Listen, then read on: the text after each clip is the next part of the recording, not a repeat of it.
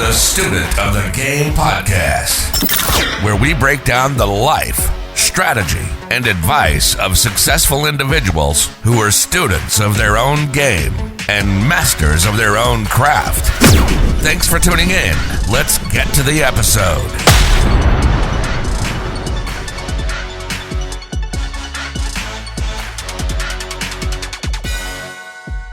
Welcome to the Student of the Game podcast. I'm Tim Stone with my co-host Nick Galbreath. Today we are going over the life, strategy, and advice of Josh Adkins. Josh, thank you for being here.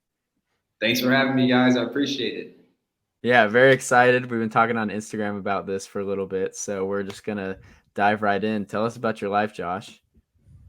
Yeah, absolutely. So I'm Josh Adkins. I'm 24 years old. I operate a construction company with my partner, Max. We work in Michigan, so like the West Bloomfield area, a little bit outside of Detroit. We do paver patios, retaining walls, outdoor kitchens, fire pits. We just build like beautiful outdoor living spaces for our homeowners in Michigan. So we've been doing that for about 5 to 6 years, and that's where I'm at today. Yeah, wow. So 24, and you've been doing this business for over 5 years now. What did it look like starting that? Yeah, good question. So I started it when I was actually in college. So I went to college at Morehouse College in Atlanta, Georgia. So when I came back from winter breaks or fall breaks, I needed to make some quick cash in college. So I would blow leaves or clean out garages or move TVs, just a lot of different random jobs to make money. And then over the years, it just started to grow into, people would ask for smaller jobs that I didn't know how to do. So like, hey, can you fix our walkway, or can you repair these bricks? And so that's how we went from, miscellaneous jobs to real hardscapes, landscape design, and outdoor living spaces. Yeah. So I want to dive a little deeper into that, because we've had a few guests in here that sort of started their first business as landscaping, because it's a pretty easy job to do as a teenager, earn some work, but not everybody turns it into their career and builds a business out of it and is doing the big things like I see you guys doing on Instagram.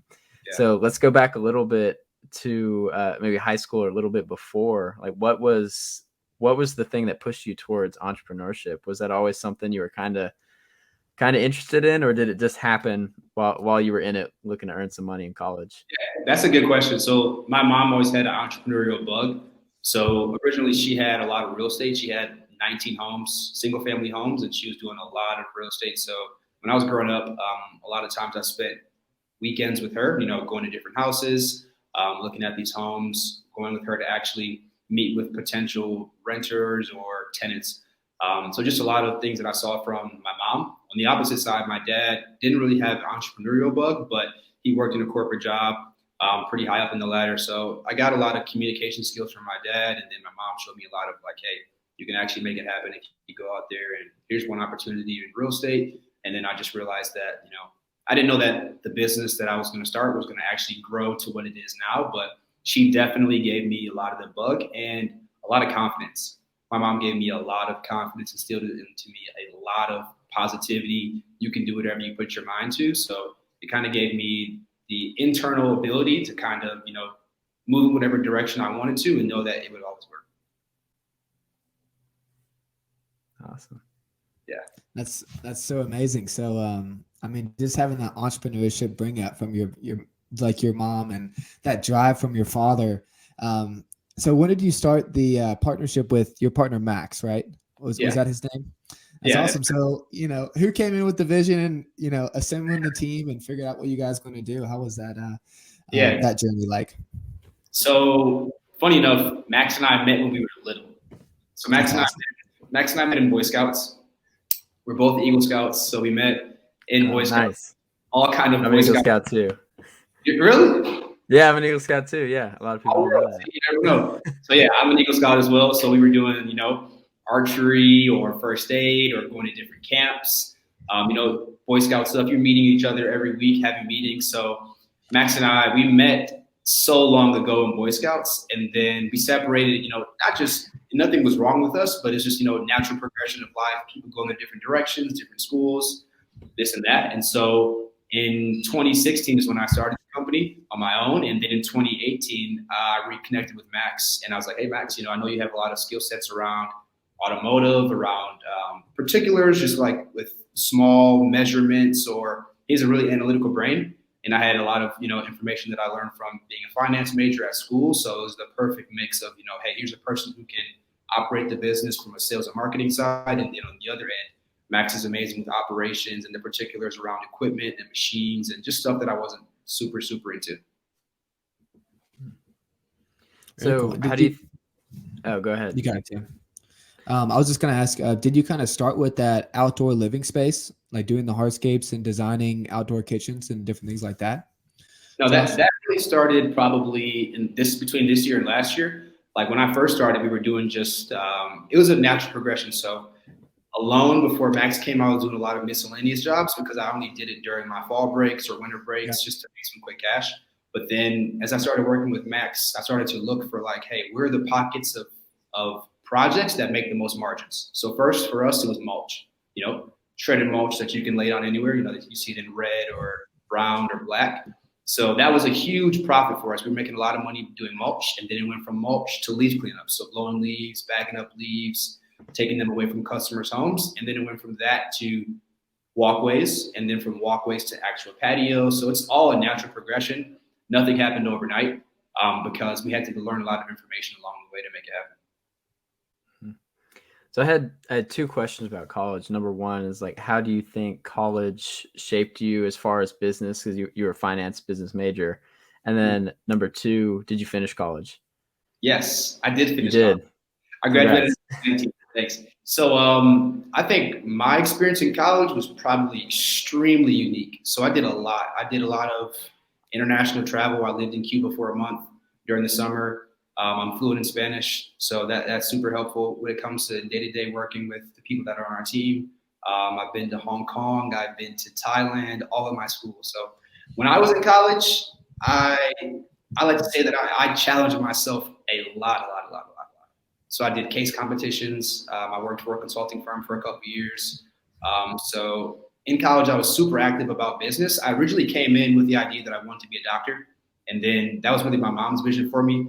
So I kind of told her like my sophomore year, like, hey, Mom, this isn't what's for me. I want to do business. And she was like, okay, well, if you're going to do it, show me you're serious about it. So started the business, started getting into different classes, started challenging myself with case competitions, with hanging around people who were doing things that I wanted to do. And a lot of my friends worked for like Goldman Sachs or JP Morgan, or they do private equity. So I learned a lot about business in a very short amount of time because I was intentional about doing it.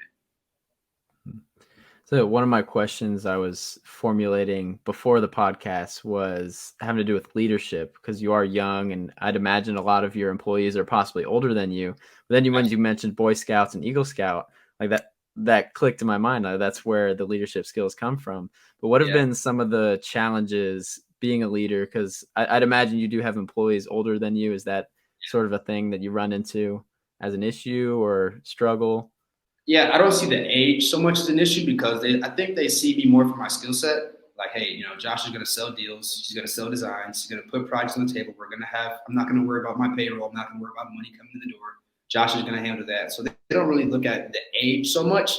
The biggest problem that I ever run into is probably like emotional intelligence. Everyone has their own motives, so some people may come to work one day just in a bad mood, and you can't really stop that because it may have been they were arguing with their wife, or their kids upset them this morning, or they hit a hard pothole or something. I don't know. All these things that happen. So I think the biggest thing is having a good amount of emotional intelligence to understand that everyone is different than you. And it's good to, just communicate with people, because 9 times out of 10, whether it's a homeowner, whether it's an employee, it doesn't matter who they are. They just want to feel heard and get attention to be understood by someone else. So the more you take time to communicate, even if it's just a little, hey, hey, Tim, earlier this morning, you were kind of a little bit, upset with me, can you talk me through that? Can you kind of unpack that for me? What's going on? Is there something that I did, something that someone else did? How can we prevent this from happening in the future? That's amazing, Josh. When did you kind of realize that? Was that, along, starting your business, what was like a pivotal moment that you just wanted to dive that in, or just be cognizant of that moving forward? In terms of like the emotional intelligence? Yeah, in terms of the emotional intelligence. Well, it starts early. Like, Yeah. Originally, when it was just myself and Max, even Max and I we used to bark at each other sometimes. It's just natural, Yeah. You're human beings, you see things differently, you have different experiences that shape the way that you believe something should be. So probably around 2016, 2017, even before Max as well, it's just important to be able to understand other individuals because nothing great ever happens alone. Absolutely. Yep. So you two guys are on this podcast right now. It's better that you guys have each other than you guys are running at it separately. It is. Yeah, because you can bounce ideas off each other. You learn things like, and I've got my whole history, everything I've learned in my life. Nick's got everything he's learned in his life. We've got another guy, Ian, who records with us a lot of times. He couldn't make it tonight. We're having a big event tomorrow in Chattanooga. We're flying out Henry Washington to speak about real estate. So Ian's on his way to the airport to pick him up. So he couldn't be on tonight. That's awesome. But I got to meet that guy. Yeah, you got to, and hopefully we'll be able to put out some content with him while he's in town. Tell him about it. I see his posts on Instagram a lot. Yeah, he's a great guy. We ran into him in New Orleans at Bigger Pockets conference and BPCon, and we just connected with him, told him about the real estate club at UT Chattanooga, and we're trying to throw this event together. You want to come speak? And he's like, let me ask my wife. She's in charge. And she was like, yeah. So the school bought him a plane ticket and a hotel room, and he's flying out right now. That's sweet. But like I was saying, we come together. We're on the phone like almost every day, just bouncing ideas off each other, just with the real estate club, the student of the game that we're piecing together now. That was sort of an idea that was formulating before BPCon, but then while we were all there together in New Orleans, we started making it happen. Created the logo and the mission statement, all that. But it's all just like being part of a team. Having leaders that can work together. It makes the most difference. It does. So absolutely. I think I connected with you on Instagram in some way, shape, or form through Grant Cardone. Yes. And I want to talk a little bit about that because I know you guys are investing a lot in yourselves in personal development and going through some of his courses, maybe some other things. What have been the most valuable things you've gotten out of investing in yourself? Because I know you talk a lot about how like that is the greatest investment you make, and you continue to invest in yourself year after year. Like what have you gotten value-wise out of investing in yourself? Yeah, I think the biggest thing that I've got from investing in myself is probably confidence. And confidence is huge, especially for me specifically. I'm in front of a lot of homeowners every day, and they can feel confidence. If you're not certain, they're not going to be certain.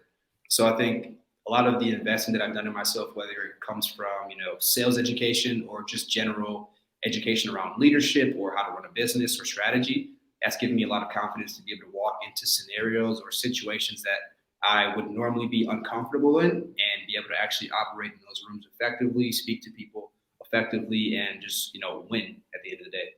We all want to win. Yeah, so I've done a lot of different types of education. So I've done a lot with Grant Cardone this year. We actually started Cardone University last year. Biggest game changer for me for sure. Helped me a lot with sales, helped me a ton with sales. Then we went to a boot camp this year. We've gone to a lot of events, man. We've probably spent about 60 to 70,000 in self-development this year. Wow. So that's just awesome. A lot of visits, meeting a lot of people, and it's made the biggest difference. Who you hang around ends up being similarly to who you are. You are who you hang around. Yeah, they say your network is your net worth, and people say that all the time. They beat that phrase to death, but it is really so true. Like you get around different people, and you become that type of person. Yeah, so they do beat it to death, but it's true. Like the more money that you invest into yourself, the better, because you're your only asset. You can control yourself. You go with you everywhere you go. So your information that you sink into your brain can't go anywhere because it's with you at all times. Yeah. What's that quote Grant says? Wherever you are, there you like wherever you go, there you are, something like that. Yeah. Oh, there's Josh. I'm here with him again. Yep. Yeah. So yeah, I'd recommend to everyone listening to the podcast who's going to listen to it that, start small. I didn't start, with making big investments into myself just off the bat. It was small stuff, the typical Think and Grow Rich, or watching a couple YouTube videos of Grant Online, or, finding people or little pockets of people in your areas like you guys are doing that you can bring into your network and then elevate yourself as you do it. Yeah, absolutely. And I literally ever since you said emotional intelligence, it just won't go out of my mind. And when you said you are who you are, hang around with, and you hang around with people that are older than you and that are achieving at different levels, you learn so much from them from the emotional intelligence standpoint of just as far as communication and just we had Scott Trentz from Bigger Pockets on. He talked about mental models. How you create these mental models in your mind and just really sharpen that tool. I just think it's so important to have a very strong and just be constantly working on your self-development and emotional intelligence. And I think that's so powerful for all of our listeners to take away listening to this podcast right now. So that was amazing stuff. But kind of diving in, I think maybe diving into some of Josh's business structure and how it kind of looks today and what you guys are actively doing, and maybe some current projects you guys are working on, maybe some that didn't go so well. Yeah, we got to hear some stories. All in the juicy stuff. I'll tell you about it. Just ask. All right. Well, we'll start with the juicy stuff. What's the worst story you have? Like the biggest nightmare? The biggest nightmare. I think the biggest nightmare was probably my first patio. I first hired some people that told me they had a lot of experience in this type of work, and it was not the case. It was awful. We didn't know how to install the patio. It took 2 weeks longer than it should have taken. I lost money. I had to pull money from my savings account to actually pay for the remainder of the payroll. It was wicked. It was wicked. So I learned a lot though. I learned more in my life, especially in business, probably from my losses than I did from my wins, because it just shows you what not to do. And when you take certain losses that, you take it a lot personal. If you guys were to not be able to win over a certain guest for your podcast, you take it personal because it's your business, your dream, your baby. So I take those things personal, and it helps me not to make that same mistake again in the future. So that was probably one of my bigger losses. Another one of my bigger losses was probably this year. I lost 2 employees that had been with me for the last 3 years. So that was huge for me. And the funny thing is that the reason why I lost them is because they said, Josh, you showed me a lot of information about how to build a company, what it takes from a social media side, from a marketing side, from a strategy side. And I appreciate everything you showed me, and I'm going to go build my own. So it was like a double-edged sword. Like, I'm happy that I showed you everything to be successful, to be able to make it out on your own, but I also lost you as a team member. So double-edged sword.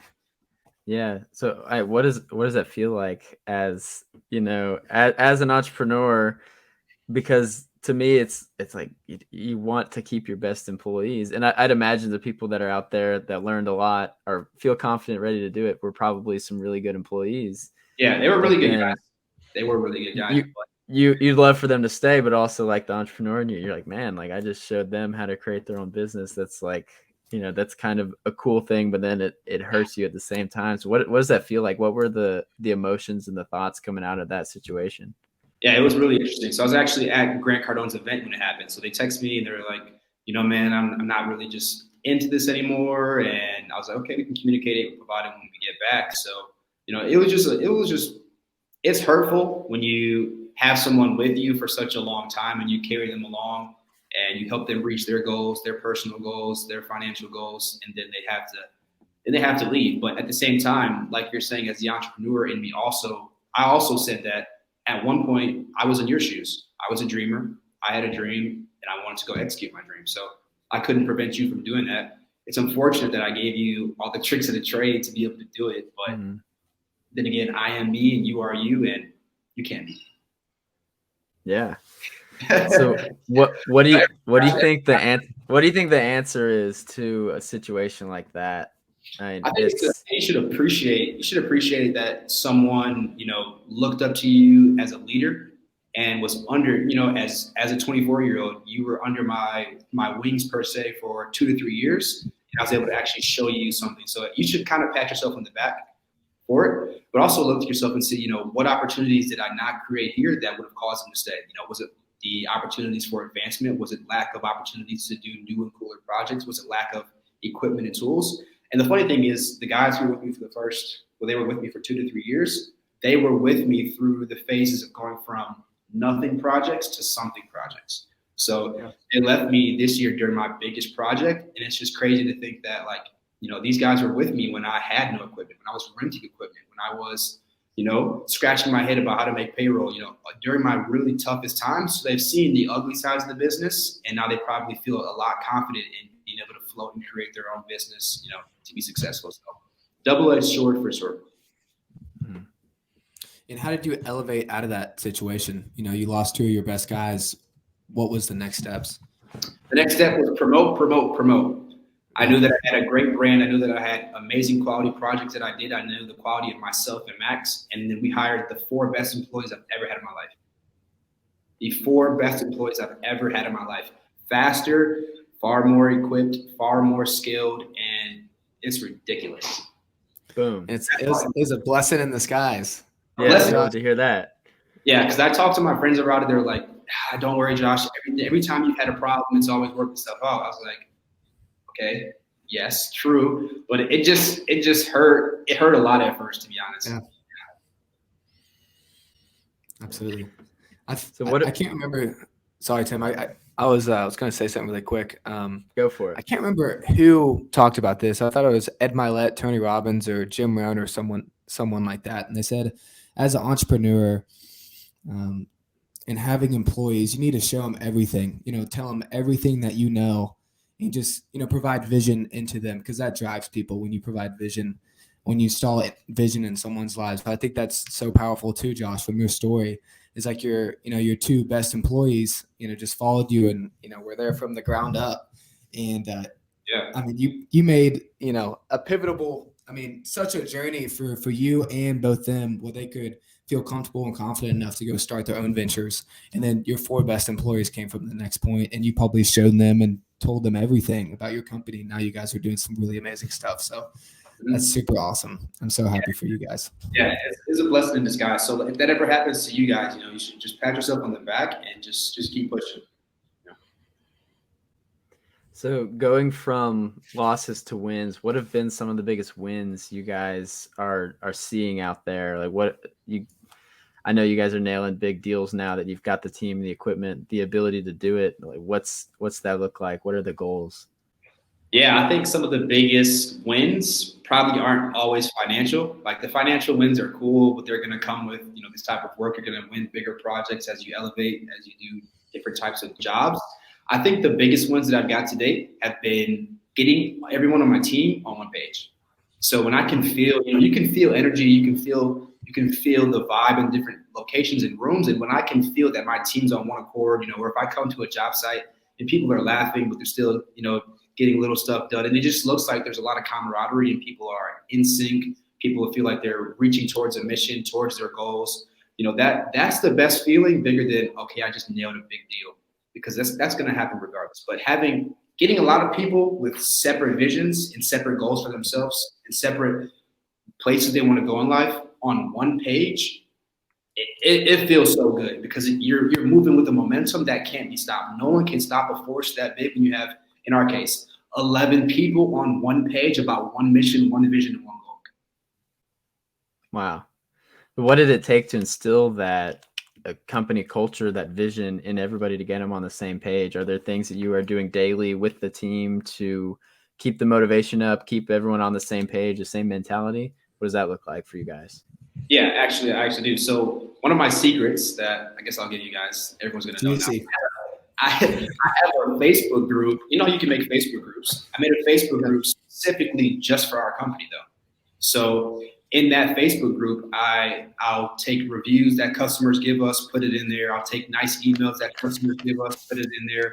I'll put a video in there in the morning. Hey, this is Josh. Guys, good morning. I hope you guys are having an amazing day today. We're kill it. Today we're going to crush it. Let's just remember that our vision and our dream is to provide amazing outdoor living spaces for our homeowners. Just small clips, or people can post their own progress shots, or they can post, hey, we're at this job site today, Josh. Here's what it looks like. Here's the update. Just builds a lot of culture inside. And it keeps people wound up into, it's not just a job. There's a lot of people moving pieces going on that are actually making this whole thing work. They feel a part of the bigger team. That's amazing. Yeah, I think that, but also a bigger thing, is probably investing into myself and investing into the company. So if I wasn't following up my word with, hey, we're going to get a new skid steer, hey, we're going to get a new dump truck, hey, we're going to get a new dump trailer, if I wasn't actively investing into myself and showing them that, hey, with you or without you, I'm going to continue to elevate, they wouldn't be, so gung-ho about staying here. Yeah. So where are some places specifically where you are educating yourself and learning how to do this? Because I know we've already talked about this. You're big on investing in yourself and learning, because a lot of people, when they get into a business like this and it starts to pick up speed and get very busy, they sort of are just learning as they go and just learning, the school of hard knocks. And it sort of seems like you're not going just that direction, even though you may be learning in that same sense. Yeah. What are some specific things you're investing in to learn how to do it properly and to, make the most success out of your business and your team and your people?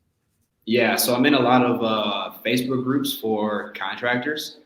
So we have, contractor groups where people can talk about, problems that they have in their business. So I can kind of see the future before it happens, or I can listen to someone else's failure and anticipate that happening, or say, hey, I see myself moving in that same direction. Let's pivot, avoid that situation, and keep moving forward in the fastest direction. So I think learning from other people's mistakes, a couple of the most important things in business are OPM, other people's money, but also other people's mistakes, other people's mentorship, other people's mentality. All these things are together.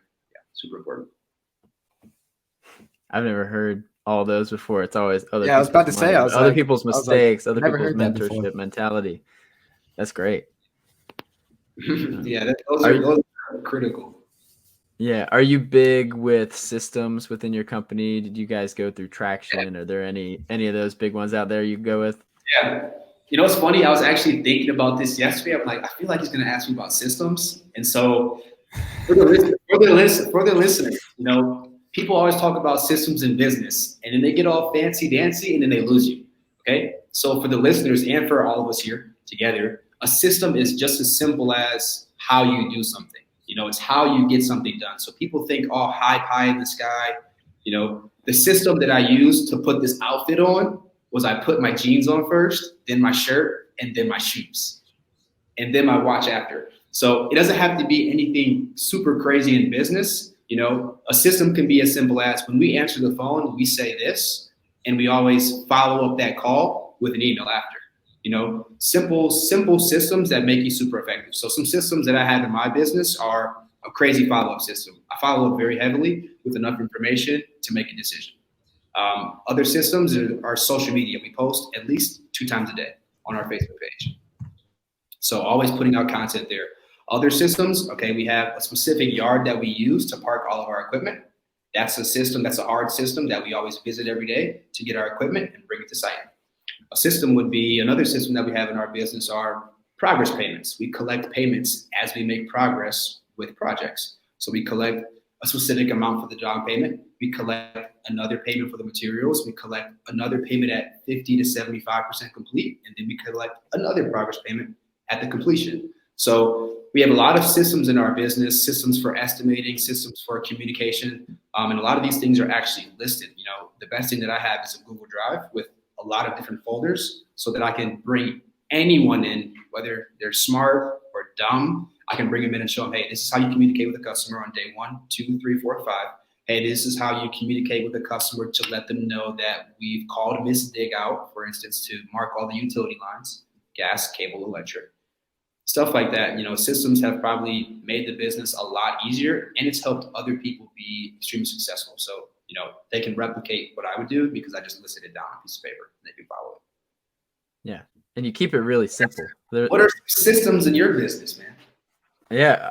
We're working on creating systems, at least for this podcast thing. This is a system. You guys use Streamcast You guys use Streamcast to do your podcasts. We use Calendly for the booking. We do try to make everything as simple as we can. I record the intro in the clip, so we just trim a little bit at the beginning, a little bit at the end, and then we can upload it. See, those are all systems that you have. So yeah. people always ask about systems, or they listen to systems, or they search on the internet, how do I build systems? And they're like, what is a system? And they make it super, super difficult. It can be very simple. It can. Like I said, simple as shirt first, then jeans, or jeans first, then shirt. There's my system for getting dressed today. And ultimately, as a business owner and entrepreneur, you want it to be so simple that you can trust someone else with it, and they can run it efficiently and operate just as good as you can, so that you can work on the business instead of in the business. Because the goal is probably not to be out there, laying pavers and pouring concrete every day until you die, but that's part of it early on. But once you get to the point where you can push things off to other people and trust them, and they can do well and run the business, you move on to other things. Yeah, it's true. And I implemented a lot of my systems just this year. So the reason that I did that was because I actually hired an administrative assistant. So when I hired them, I had to essentially put my business on paper so they could effectively do what I did. And it just made it so much clearer for me, because before that, everything's up here. And with it being up here, I can't transfer that information here to someone else. They need to be able to see it on paper and follow it step by step. So, actually making that hire this year forced me to actually document my systems. And a lot of successful people, if you guys listen to the E-Myth book, or there's so many, have you heard of the E-Myth? I've heard of E-Myth, yeah. Okay, so you haven't heard of the E-Myth? Okay, so I have not read it yet. Read it. And so in the E-Myth, what he talks about is creating systems that are on paper and having an operations manual.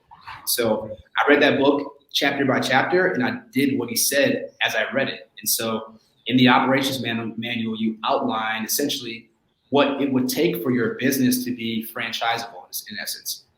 So now that I have on my Google Drive, these different folders, how to email a customer, how to bid a customer, how to sell a 3D design, how to start a project, how to complete a project, all these how-to steps, it just makes it a lot easier for anyone to come in our business and achieve success.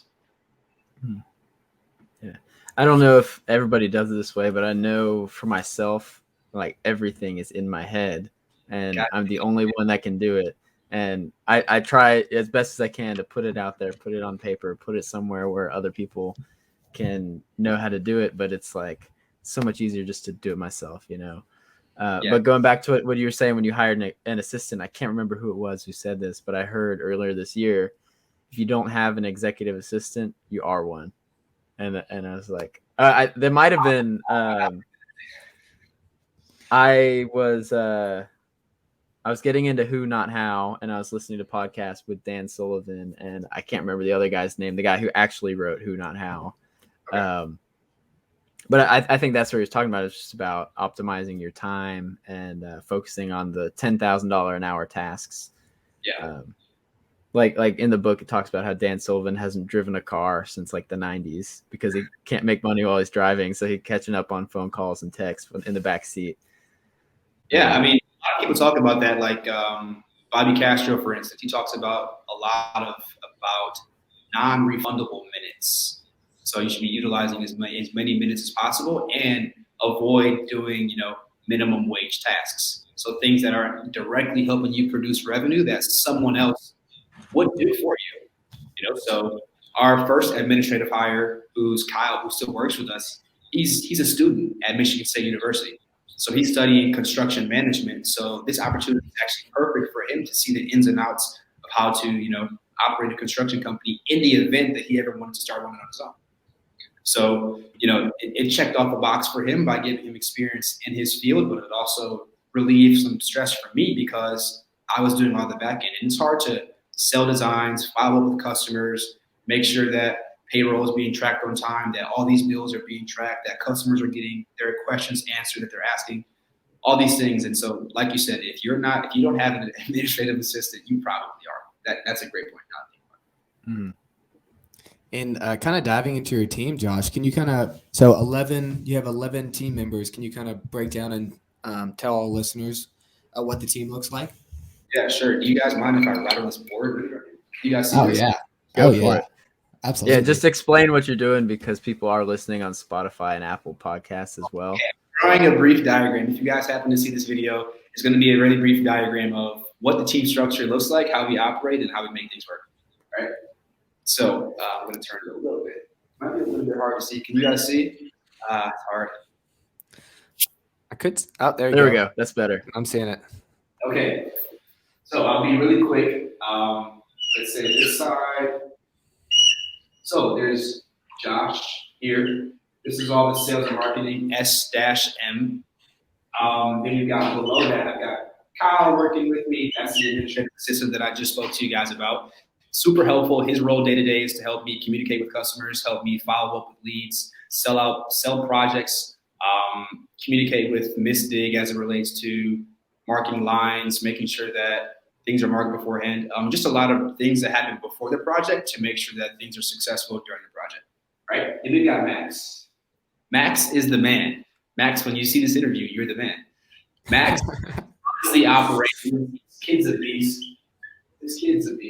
Operations, and so under Max, he actually has 6 people. So he's got one team of 3, another team of 3, and so we've got a skid steer for each team, a dump trailer for each team. So we've got a pretty simple organization, but it works really well. So my next hires are definitely going to be someone into the financial realm. So I would like to hire like a CFO, someone to help us run our numbers a lot better and to keep track of a lot of the expenses and costs that we have because they are growing, as we grow. Yeah, so sorry about that doodle, but it kind of that's great. It does break it down to 2 different sides. Yeah. Give us a nice visual there. Yeah, so I like to separate the company with just different areas. So sales and marketing, then you have operations, and now we just need some finance guys. So I'll probably hire another student who wants to intern with us, run through our numbers, help us create some income statements, balance sheets, stuff like that. That is so awesome. That's awesome, Josh. I guess just kind of diving into the last segment of our show now, and just kind of starting off with one of the advice questions. We did talk about the E-Myth a little bit, but what is a book that you've given away or recommended the most? Given away or recommended the most? Well, I definitely start with Think and Grow Rich. I mean, it's so cliche, but it is important to have the mental models first before you have anything else. I was just talking to a friend the other day about this, and I think the most important thing is having the mentality of wealth creation, if that's your goal, or the mentality of how to create a business first before you actually go out and do it, because there's going to be a lot of ups, as you guys know, ups, downs. Before the show, you were telling me about what you guys are doing, and if you don't have the mentality to actually face and to go through those ups and downs, it's going to make it a lot more difficult to be successful. So I'd say from a very high level, Think and Grow Rich. If I had to be really granular in terms of business, I'd probably recommend Your Next 5 Moves. Your Next 5 Moves by Patrick Bet-David. And if you guys would like to watch someone who's very educated and is running a very successful company, you should watch Patrick Bet-David Valuetainment on YouTube. He has like 45 different locations of his business. He sells an insurance company. They probably do maybe over 500 million in revenue a year. So the guy's a beast, and he tells you everything about how to grow your business, how to manage your people, how to increase your sales, how to create systems and operations, how to be successful, man. You definitely want to listen to that guy. Yeah. And what was that video called again, Josh? His name, YouTube? Oh no, the name of his channel is going to be Valuetainment. Thank you. Yeah, no problem. But I would recommend Think and Grow Rich and then the E-Myth, because the E-Myth talks about what we were talking about just a minute ago. When we were talking about the admin assistant, Tim, when we were talking about that, he talked about how the number one problem with a lot of contractors, or not even contractors, business owners nowadays, is that they have a problem working in the business too much as opposed to on the business. So you're working too much in the case of the person who you were talking about in the book, she was making pies. So she was the one opening the store, making the pies at the cash register. She was being too much involved in the business versus finding people and, actually, like we talked about earlier, letting people know what their role is, having an operations manual. Here's how you be successful in your role, and then fill that role and duplicate, and then step back and see, hey, how is my machine working? How is this machine that I've created? Is it operating effectively? What new positions do I need to hire? Who needs to come in? Who needs to leave? Stuff like that. So the E-Myth and Think and Grow Rich are critical. That's awesome. That's super awesome. And then another question for you, Josh, is what's the greatest lesson that you have learned in the last 12 months? That everything works out. Everything works out okay. I've learned all three of us sitting here have probably had a lot of bad days, and we're 100% successful on our worst days. So that would be probably my biggest advice, because things can get hectic. And it's important to just remember that you've gotten past 100% of your worst days. So you're golden, man. You can't beat that. Yeah. I absolutely love that. Everything works out. And we have a good friend here in Chattanooga. His name's Jeffrey Holst. And his saying is, there's no such thing as bad days. And I think those correlate really nice with each other. There's there's no such thing as bad days, and everything works out. It's all about perspective. If you think it's a bad day, it'll be a bad day. If you think about the bad thing in a good way, it'll be a good day. Absolutely. Yeah. And so the next question, what is your end goal? What does it look like when you hit the end? Well, we want to be like a $20 to $30 million design and build company. My partner Max says he wants to have the company get to 365 million. That's a big goal, a big stretch away. $1 million a day. That'd be a lot. That'd be crazy, man. But on a more personal level, for me, I definitely want to have a successful construction company. I didn't know anything about construction coming into it. I thought construction was just, the big buildings that are getting built and a lot of the city infrastructure with, roads and highways and stuff like that. But now that I realize that I can build some super cool stuff for our homeowners and actually make a big impact in their life, it's been a lot of fun. And then outside of business, I'm really big on friends. I like to hang out with my friends, do fun stuff. I'm really big on trying new food spots, traveling, just having good experiences, because, you got one life to live, and it's best you probably live it out. So I like having fun with friends. I want to be able to create a life that I can design where I can have my business and I can have, funds or money working for me to create wealth for myself, family, and friends, and then also have, some free time to be able to actually meet people, give back, stuff like that. So that's how I want to design my life. And I think I'm doing a pretty good job of, creating the first part of the business. And then as the business grows, it'll allow me to have more wealth. And then it'll allow me to do the last part of pouring into people and stuff like that. Yeah. What's a place that you have on your mind right now that you want to go to next as far as traveling? Traveling. I don't know, man, but I went to Seattle, and Seattle has really good ramen. I don't know if you guys like ramen, or you've been to a ramen bar. Love ramen. Dude, me too. I love ramen too. Really good. It's really good out there. I've been up in my my spice sensitivity. I usually I can't take in like really hot food, but yeah, I've been upping it a lot. I mean, I've been putting sriracha on my food. Sriracha? I knew you were gonna put sriracha. I'm going up a next level. I think I can do something a little bit spicier. So I'm working my way up there. I had some pretty recently. I had some was it some Taiwanese food or something? I don't remember what it was, or something. And the waiter came out to me and said, "Hey, so do you want it to be spicy? We've got 3 levels. We've got level 1, we've got level 2, and level 3." Yeah. And I said, "I'm feeling like level 3, man." So they bring out the level 3. Dude, I could not eat any of it. I took like 3 or 4 bites into the meal, and I said, "I can't even eat this. It's too spicy." So yeah, I'm probably gonna stick to sriracha right where you are, and I'll work my way up too, man. Mm-hmm. Awesome.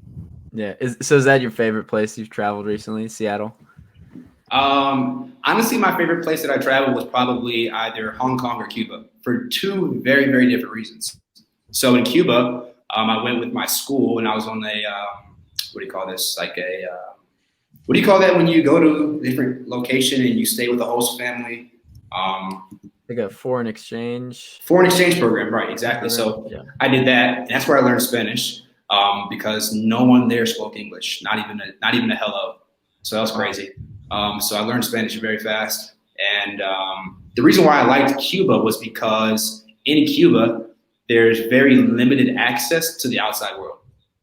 So as a person living there, not beneficial so much because you're oblivious to what's going on in your own country as it relates to other countries. So you couldn't tell if you were oppressed or not because you don't have that information. But as a person coming from the outside world, going to that closed off environment, the reason why I appreciate it was because it was space away from the outside world. And it just felt cool to be 100% immersed in that culture, not be able to communicate with people for a little while and just really be somewhere and be present. I think a lot of people nowadays, because of these phones, and for the people listening, I'm holding up my phone, people have a hard time being present.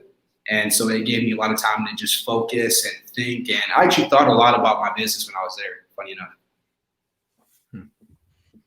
And then Hong Kong is so different about Hong Kong. Yeah. Oh yeah, Hong Kong. Okay, Hong Kong's like the future. It's the future, man. They've got, I went to McDonald's. I don't eat McDonald's. I do not personally like McDonald's. But I went there to go check it out, and they had a conveyor belt of food. And the food, you order your food, no people in the restaurant. There was not a single person. There was no one. The restaurant was operating on kiosks and a rotating machine. So you ordered your food on the kiosk, and then you just waited there, and then it came out on a conveyor belt, and then you just grabbed it. That was crazy. And then I went to go see, like, one of the biggest sports there is horse racing. I went there on a Wednesday, a rainy Wednesday, which is not the best day, and people were betting $1 million on the horse. I'm like, $1 million per horse? Like, where am I at? So that, and then it's a melting pot. So you meet people from France, you meet people from Africa, you meet people from South America, and then they don't see a lot of African-American people there, so they treated me like a king. People kept asking me if I played basketball. I'm 5'9". I don't play basketball. I'm not an NBA player. They were asking me all kind of questions, coming up to me, rubbing me. I was at a dancing club. Someone came from behind another person and started rubbing my chest. I'm like, yo, what's up with that? Yeah, so I loved Hong Kong. I loved Cuba. If I could go anywhere, I probably want to go to South America. I heard that like Peru, Argentina, all those places are pretty cool. And I do speak Spanish, so they speak a little bit of Portuguese, but I'd be able to get around. Cool. Yeah. That's awesome. Well, thank you for diving into your travel experiences and what No makes you problem. happy, because I felt a lot of energy coming from that. And just a little side note, I've been talking to Tim about crypto horse racing, some digital horse racing recently. So Yeah, I love big. how you brought that up. I think it's going to be. It's totally unregulated gambling, so I would stay away. They were spending so much money. It was crazy. I was like, it's Wednesday and it's raining and there's no one here. Who of the 5 people is betting $1 million per horse? It's crazy. But just wrapping things up, Josh, is there any last words that you want to say to our listeners before we hop off here? Any last words? Yeah. I would say that it's super important to get around people who are like-minded. The fastest way to kill your big dream, you, the listener, your big dream, the fastest way to kill it is to tell it to a small mind. So whether that small mind is your mother, your father, your brother, funny enough, as I'm on this journey, a lot of my family members are kind of in confusion about why am I doing what I'm doing, So it's important to be around people who actually believe in you and are going to actually pour into you with words, and to be in environments where you telling people your dreams almost makes you uncomfortable. I'm in rooms where people are doing in construction, 10 million, 20 million. So when I talk about, I just sold a $70,000 project or a 6-figure project, they're like, okay. And so it's good to be in those rooms because it makes you realize that, there's always a different level that you can reach. And it also shows you that it's possible for you to do it as well, because they put their shoes on the same way. They eat the same food. They smell bad in the morning. Their breath stinks in the morning. They're regular just like you. You just have to figure out what are they doing and how can you copy and paste into your own life. Nothing wrong with copy and pasting as long as you're copying the right cat. I like where you said the fastest way to kill a big dream is to tell it to a small mind. Fastest way. And I'm sure if you've listened to a lot of Grant Cardone, you've probably heard about him talk about the difference between a hater and a naysayer.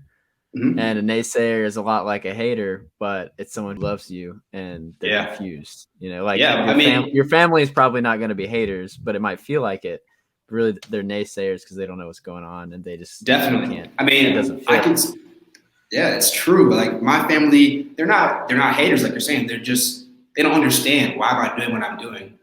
You know, Josh, why don't you, you graduated from a great school, you did great in college. Why not go work for X, Y, and Z company? Or why not do this or that? But they don't understand the vision. They don't know every ins and out. And then again, they're not me. You've got one life to live, and we have to live it. Love your mentality. Thanks, man. It's amazing. Well, where can people find out more about you and watch what you're doing and what you guys are working on, Josh? That's a great question. You can find me. You can find me on YouTube. Odd Jobs Design Build. Odd Jobs Design Build. We're going to be doing a lot of videos there. You can find me personally on Instagram, Josh K Adkins, ADKINS. 2 locations. Follow Max, MAXGEDZ. Max Gets, my partner. And we post a lot on social media. Tim, you see it a lot. And there's a lot more coming, guys. Awesome. Rock and roll. Well, Josh, dude, thank you so much. This has been such an amazing show, and I hope all the listeners listening to this got so much value. And I know I did. I know Tim did. This was so awesome. So thank you again, Josh. Thank you too, guys. I appreciate it. Yeah. And to our listeners, this is Tim Stone with Nick Galbreath signing off.